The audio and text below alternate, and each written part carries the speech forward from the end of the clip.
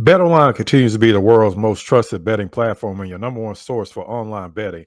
From the earliest odds to in-game live betting, BetOnline provides you with all the action and ability to watch the game as they happen.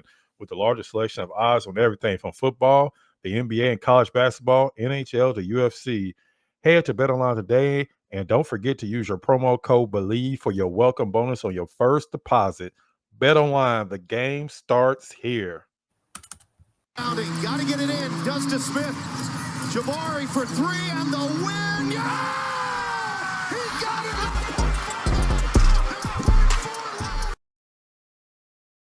We are here to fuel Rocks and this is Rocksfield podcast presented by the Believe Network and sponsored by BetOnline. Of course, I'm your host, LaShawn Binkley. I am a credential sports writer covering the Houston Rockets and Rio Grande Valley Vipers. You can find all my reading work over at Rockets on the side, part of Sports Illustrated. Of course, you can always find me on Twitter, X, at Binkley Hoops.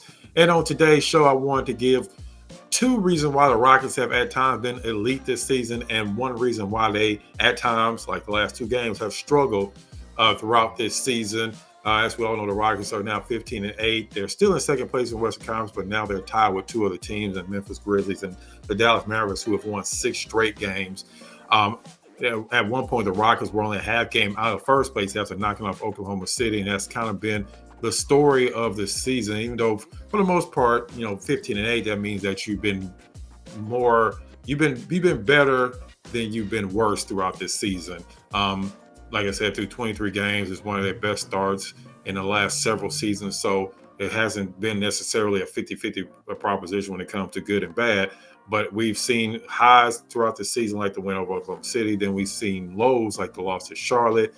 I wouldn't say necessarily as a low to lose to a desperate Sacramento team that has a lot of talent. So wouldn't necessarily say that's a low. But definitely losing to Golden State, even though I know you struggle against Golden State, but Golden State were without Steph Curry and Draymond Green. You basically had your full lineup. Outside no Tarius didn't play, but you had your full starting lineup, and yet you still lost your 15 straight games to Golden State. So that's definitely one of the worst losses of the season, along with that Charlotte loss earlier to start the year. So that kind of been a microcosm of the Rockets throughout this season. I want to give my two good reasons and one bad reason in this podcast. So let's go ahead and start with the two good reasons. The first reason, of course, is the Rockets defense. The Rockets they're top of first in opponents' fast breaks allowed per game at 11.3. They're second in opponents' field goal percentage. They are second in defensive rating, third in opponents' points per game, and fifth in opponents' three-point shooting. They were already coming off a good season last year where they were a top 10 ranked defensive team, and now they've done even better this season. Now they're a top 3. If you look at all the metrics, they are a top 2 or 3 defensive team in the league this season, along with teams like Oklahoma City. And one of the main reasons why, of course, is Dillon Brooks, who leads all players in defensive rating, depending on what site you go to. But also, of course, Amenthompson, who's already one of the best defensive players in the league, and he's only in his second season. But also the improved defense of alperensengun, who has improved 10 points off of his defensive rating from last year of 1 to 13. This year, he's has a defensive rating hovering around 103, which is a huge improvement. Of course, as a career best for alperensengun, and has been one of the biggest reasons why he has finished more games than not compared to last season, where a lot of times in the fourth quarter, especially in close games, Ime would have him on the bench most of the time because he wanted to be able to switch and have Jabari Smith at center. This season hasn't been as much. Alperensengun has been playing most of the fourth quarter, especially in crunch time, and it's because of his improved defense. And just overall, the defense for the Rockets is the main reason why you will rarely ever see them get blown out in games. Even the one game that they got blown out were getting blown out by 31 points against Golden State. They finally turned on the defense, the one at home, and were able to come back and force overtime, even though they lost that game. The one game they weren't pretty much in from the second quarter on was their first Oklahoma City game. But other than that, every single other game, they've been within striking distance late in the fourth quarter, and that's because of their defense, their top-ranked defense, and that is definitely one reason why the Rockets have gotten off to a 15-8 start this season. And even though they've lost the last 2 games, they're still, like I said, in the second spot, trying to turn around tomorrow against the Los Angeles Clippers.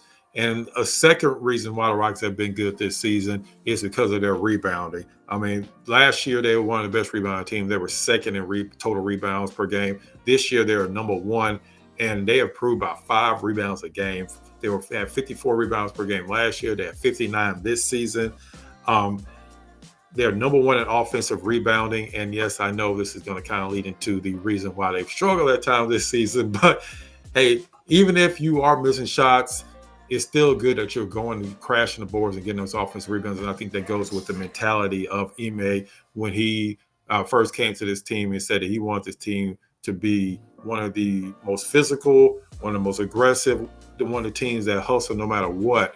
A lot of the 50-50 balls that the Rockets have been coming up with all season. That's why they're number one in the rebounding category. I mean, pretty much up and down their roster, they have players that are going to go out there and box out and it's going to go get the rebound, of course, led by Alperensengun. But also you have players like Jabari Smith, who at times can give you double-digit rebounds.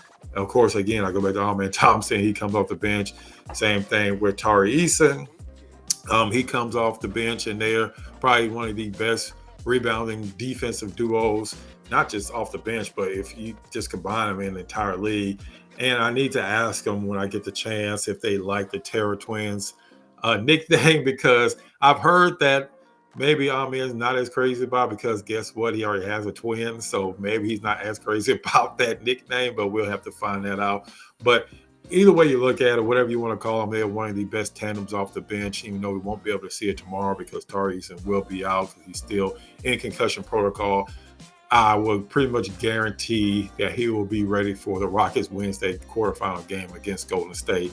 As we all know, he cannot stand Golden State. He's pretty much said it after a post game. I was standing right there. He made it pretty clear that he does not like Golden State. So we'll see. For now, we'll keep calling them the Terror Twins back together on Wednesday. But rebounding is definitely a huge reason why the Rockets, along with their defense, are able to stay in almost every single game, despite the third reason or the first reason why they have struggled this season, and that is their shooting. I feel like we've been talking about the Rockets' bad shooting for ever since James Harden left. The Rockets have been one of the worst three-point shooting teams in the league. They actually improved a little bit last year. They shot 35%, over 35% from three-point range. They actually finished 23rd, which is a huge improvement for the Rockets, considering they've been one of the worst three-point shooting teams during the rebuilding years. But now they regress back to being one of the worst shooting teams again. They're 26th this season in three-point shooting. And they've actually gotten even worse as far as their percentage. They're only shooting around 32% from three-point range. Players like Fred VanVleet and Jalen Green, who are the two guys that take the most three-pointers on the team, are both having career lows as far as three-point percentage. And that's been a huge reason why both guys have struggled with their shot. Just seems like they cannot get it going from three-point range. Jalen Green actually started off the season, first 4 or 5 games. He started off on fire, continuing his kind of, trajectory from March of last season, when he won Player of the Week and almost won Player of the Month and helped the Rockets to 11 straight wins. But now he's kind of gone back to the Jalen Green we've seen the past 3 years at the beginning of the season, where he's struggling with his shot. Like you say, he's shooting a career low from three-point range. Fred VanVleet is shooting a career low from three-point range. The only player that's really been shooting well in the starting line from three-point range is Dylan Brooks. I mean, outside of that, Alperensengun doesn't really take a lot of threes. He's still only taking maybe 1 every or 2 every other game. He doesn't take a lot of threes. Jabari Smith is kind of hovering about where he's been for pretty much his entire career. So the two guys that take the most threes are the two guys having their worst season from three-point range. And that's led to the Rockets only shooting 32% from three-point range. And kind of another note on that, which is kind of funny or not funny, depending on how you look at it. Fred VanVleet is actually shooting his best percentage from two-point range in his career, because I know a lot of times he's criticized because he cannot finish at the rim. Because, at the end of the day, he's only maybe around 6 feet, maybe a little bit shorter. So he does struggle sometime at the rim, but he's actually shooting his best percentage of his career from two-point range, which is funny enough considering he's shooting the worst from three-point range. The guy that's shooting the best on the entire team is Aaron Holiday, who's shooting almost 48% from three-point range, but he is only playing several minutes a game if he plays at all. It's been several games where he's been DNP, where he hasn't played at all.